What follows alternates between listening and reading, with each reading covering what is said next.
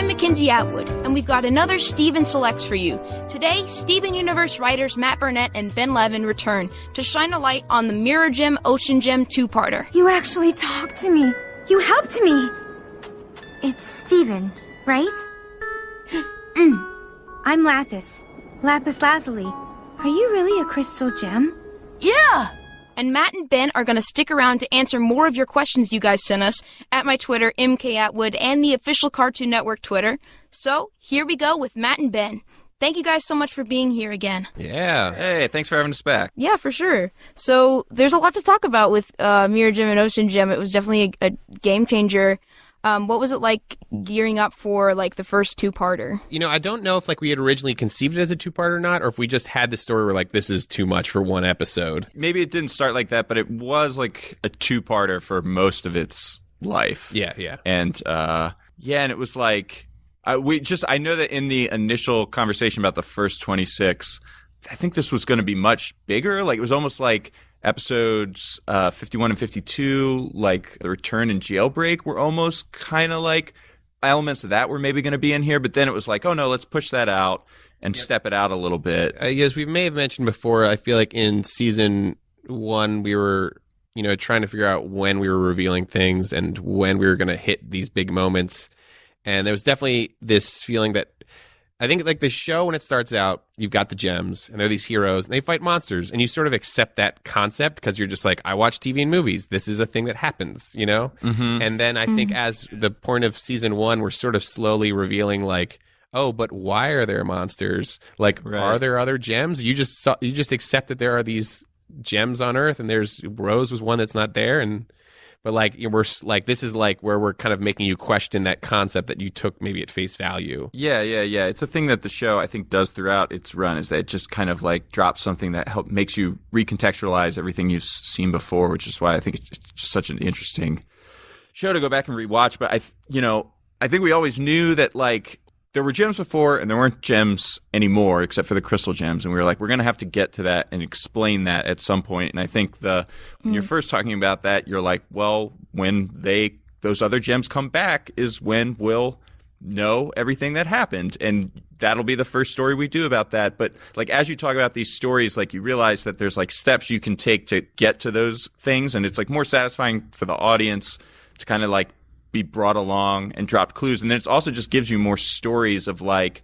oh, that's an episode in itself. Like, the gems from Homeworld, them just straight coming to Earth unprovoked, like, jumps the story forward. But, oh, like, we could do a story about, like, Earth is in isolation. They don't know what's going on with Earth. So let's tell the story about why Homeworld would become aware that something is up on Earth. So I think that's where, like, this in-between step of, like, finding Lapis and then finding out about the corruption and the monsters and then getting her to leave creates this story and this in-between step to eventually bringing gems from space to Earth. Yeah, there was a time where this would maybe be episode 13.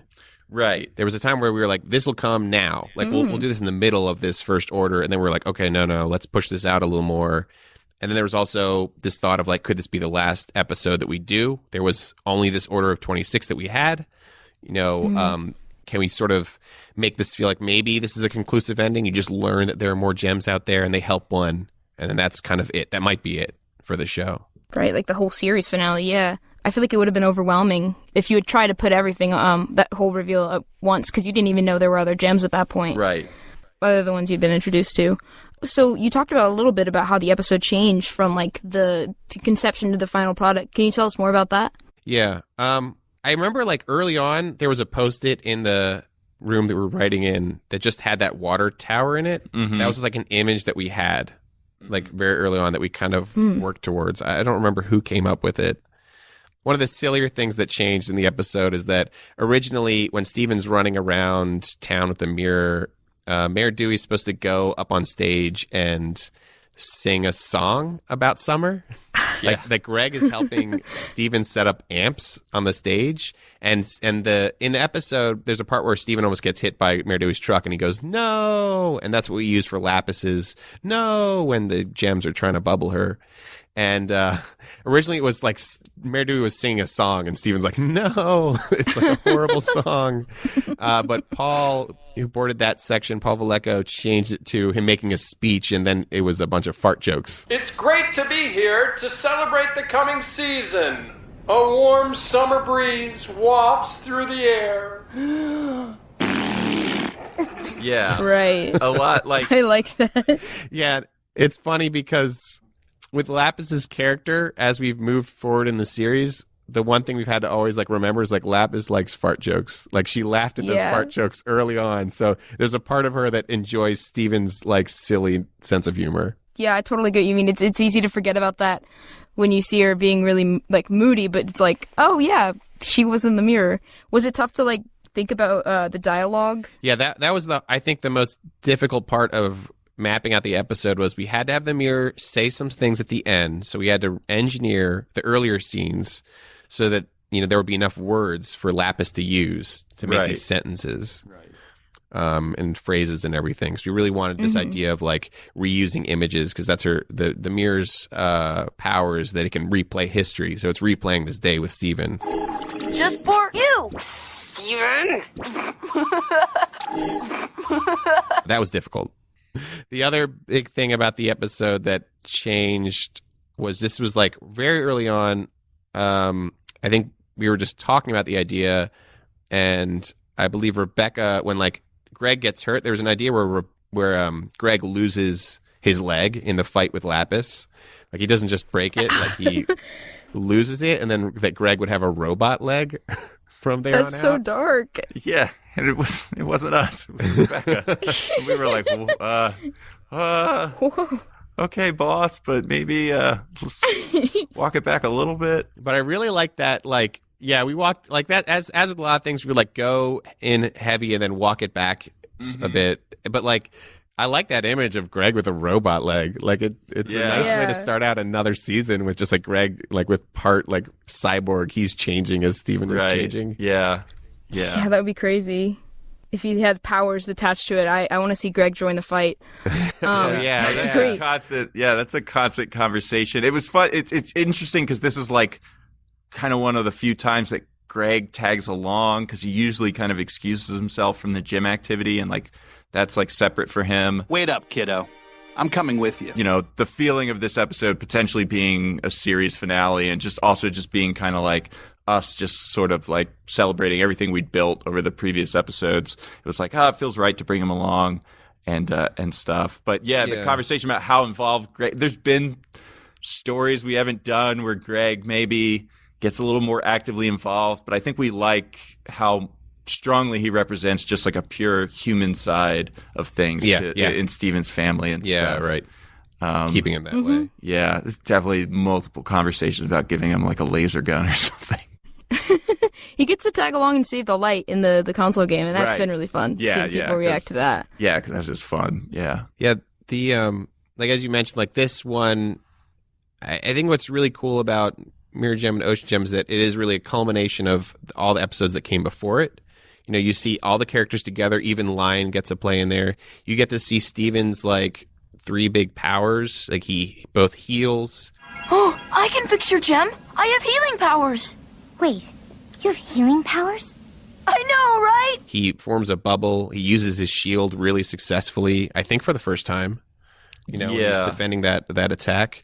And like this episode builds on like several episodes before, which is like one, for this episode, you had to know that like gems can be poofed, and they are then actual gemstones that then can reform, so that you know what's going on with Lapis. You have to know that gems can be cracked, to know that they can, you know, like be healed. And, you know, you have to know that these monsters existed and everything to see them that like this reveal that like those monsters are other gems. This gem, you know, these tools, they all could be, you know, other beings. Yeah, the whole episode is full of nice, just little payoffs from everything we had set up. Because even watching again, just the fact that like Connie and Lion exchange a look when Steven is falling, and they're the ones who save him from Lion 2.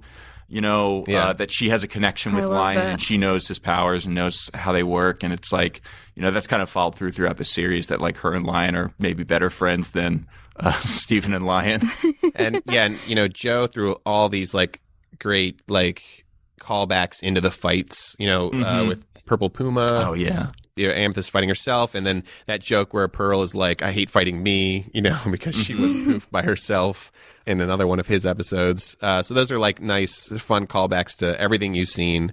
Just a fun reward if you've been watching. Yeah, I think, it's just such a satisfying episode. And I think it's the one that it's like, it really does tell the audience that, like, we're tracking all this stuff, and this is ongoing. Like, every episodes affect each other, because we remember all these previous episodes, and just everything it's going to keep building on itself. So yeah, I don't know, it's really strong.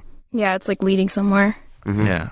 Were there any other alternate endings that you guys considered after the whole fight happens and Lapis is about to she just takes off, or was that always the intention?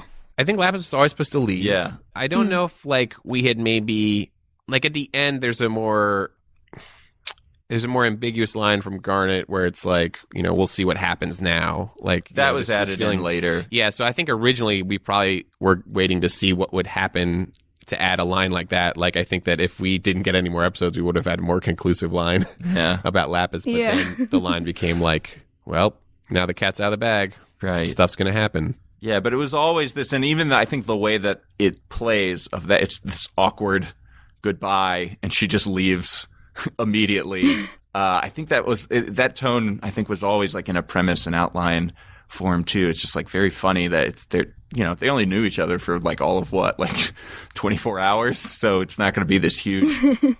There's a connection there, but it's still not like best friends saying goodbye. It's awkward, and Lapis is a little bit awkward too. So. The Bob thing. Yeah. Yeah, the Bob thing. That quick was in-joke in the fandom. Yeah, Jeff did that, I think, right? Jeff Liu boarded that section. I think he must have written in that. I think that was a joke that came up in the room. I think, but I don't remember. But yeah, and it's funny how it's been carried through.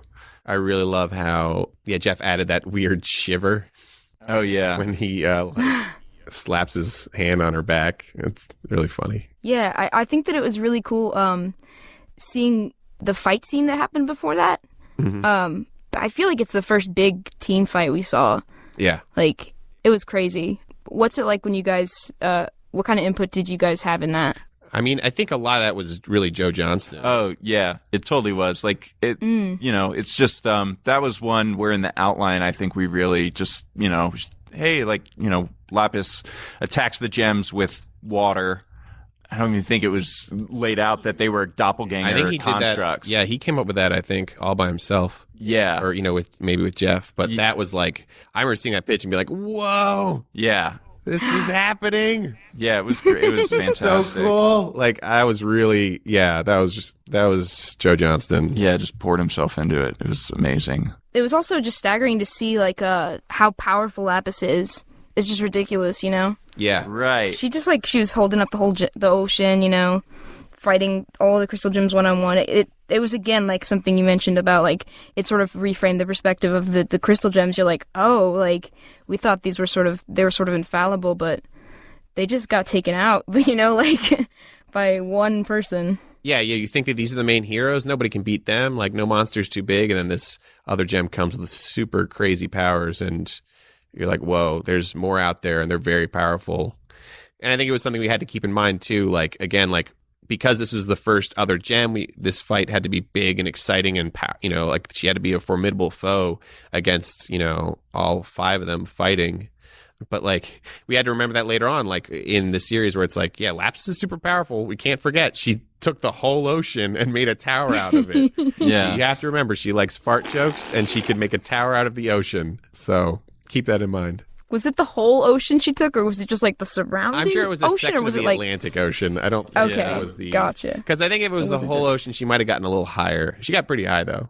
Yeah, I mean, I don't know. It's a lot of ocean, but... It was some part of the Delmarva seaboard. Yeah. When she, like, leaves Steven, and he's just sort of chilling on the top of the tower, was she, like... Did she just not care, or was she just not thinking about the fact that it was just going to collapse? I don't think she cares. I don't think it's just like, she's just not thinking about it. I think that, her character, especially at that moment in the series, is so much about self-preservation because she's been sort of trapped and victimized for so long that she's just desperate to escape it. That, you know, Steven was nice to her, but was just kind of a stepping stone to getting out of there. And he made it clear that he didn't want to leave. So it's like, see you later. Yeah, she's and also I think she doesn't totally understand humans the same way that later we see that with Peridot doesn't understand. Like they're aliens, so she might not quite grasp what would happen to Steven if he fell from that height. Okay, cool. Yeah. Thank you guys so much again for coming in and talking to me about the episode. Do you guys have some time to like stick around and answer some fan questions too? Sure, of course. Awesome.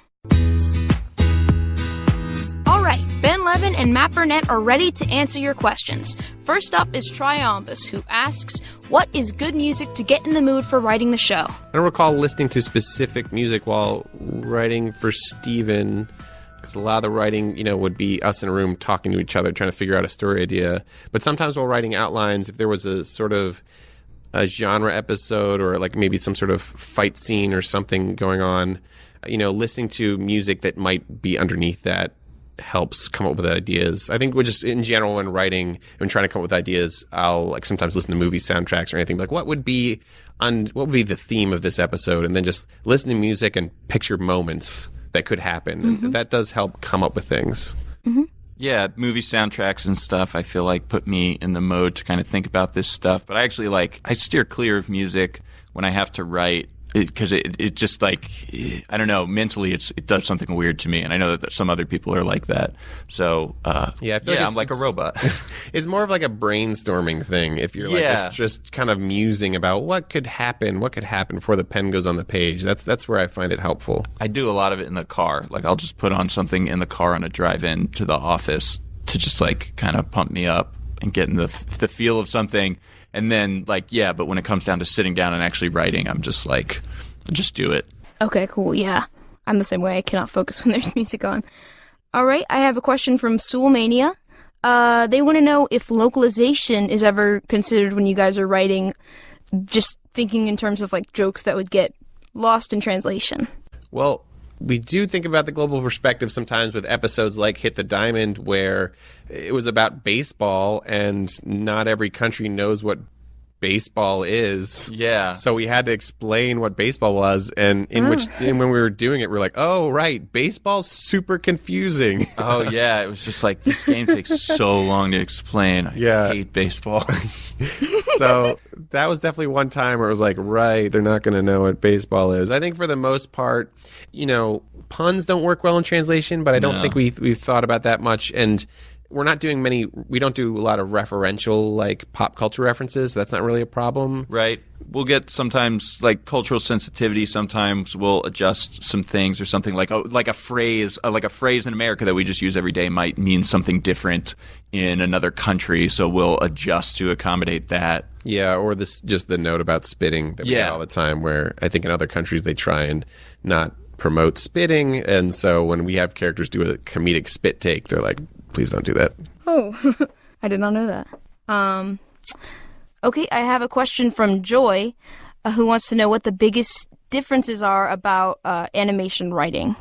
I think, as far as like writing we've written for live action, we've written for ourselves. I haven't written a book or something, so I don't know what that's like. I mean, I think that, if you're approaching it yourself, I don't think you should approach it as if there is a difference, because I feel like I've seen some writing that feels like it was written for animation, and it's you can't write animation. Animation is drawn. Like, animation is the act of like drawing pictures and stringing them together so they move. So you can't write animation. Just writing is its own art form. So you should just write kind of the story that you want to do, and not worry about trying to make it feel like animation in your writing. There's definitely differences. We work on a board-driven show, so you're not writing the script, you're writing the outline. You're very focused on the story structure and the beats, and you're letting a little bit of that, like the dialogue and the character and the specifics, you're leaving that to the board artist to figure out. So it is different in that way. But yeah, there's no need to approach it wholly differently. I think that when you're approaching writing for animation, you're thinking, how can animation elevate this? But you don't have to make it zany or goofy. You can write any sort of story. Yeah, you're writing real people and stuff, and you might be, you can write gags that break reality probably a little bit easier in animation and stuff, and but you could be working on a live action show that's very silly and has stuff like that in it. So, I don't know. I do feel like, no, it's the same for both. You write with the limitations of the medium in mind, of just like, let's not do a lot of crowd scenes for animation, because that means that every single person in that crowd has to be drawn by someone. So let's, sometimes you might try and make it easier on the animators when you're writing animation if you want to be a well-liked animation writer. Yeah. Okay, cool. Yeah, thank you guys again so much for coming. Thank you. So you can watch all of the Steven Universe episodes at Cartoon Network or on the Cartoon Network app. And if you have a question for the Crewniverse, please tweet them to me at MK Atwood or to the official Cartoon Network Twitter. And please remember to use the hashtag Steven Universe Podcast. The Steven Universe Podcast is produced by Stacey Para, Charles Abadje, and Conrad Montgomery. Special thanks to Rob Sorcher, Cartoon Network Studios, and the Crewniverse. Join me along with writers Ben Levin and Matt Burnett again next week as we go behind the scenes of Season 3 episode Monster Reunion. And please be sure to subscribe to the Steven Universe Podcast at Apple Podcasts or wherever you listen to podcasts. And please leave us a 5-star rating and review while you're there. I'm McKenzie Atwood, and I will see you next Thursday.